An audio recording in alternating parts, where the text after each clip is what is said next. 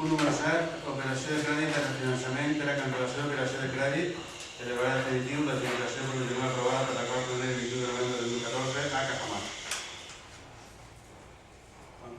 El ple del 21 de novembre va aprovar una operació de crèdit, va adjudicar provisionalment en Cajamar una operació de 1.971.000 euros que serviria per a cancel·lar l'operació de crèdit formalitzada amb l'ICO del Fondo del Pla de Proveedors.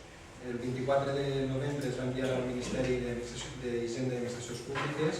El 10 de febrer vam requerir via telefònica que complementaren que feren un informe d'intervenció per calcular l'estalvi financer, que ascendia a 224.000 euros.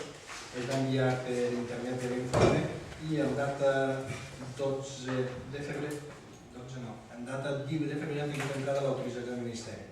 Hi ha un termini d'un mes per a fer l'operació. Es tracta d'elevar definitiu l'acord municipal del 21 de novembre i citar a Cajamar per a formalitzar l'operació. Alguna intervenció?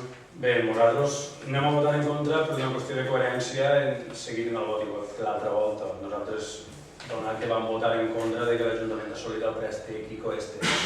Tot i això, sí que trobem que en aquest cas és la decisió correcta el que ha de fer, no posposar el pagament i continuem endavant per a pagar-ho el més aviat possible. De totes maneres, nosaltres votem en contra per això, per aquest motiu.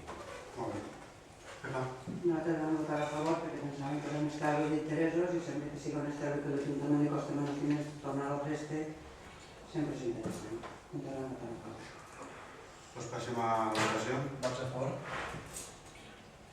Vots en contra? Som 9 a favor i 4 en contra.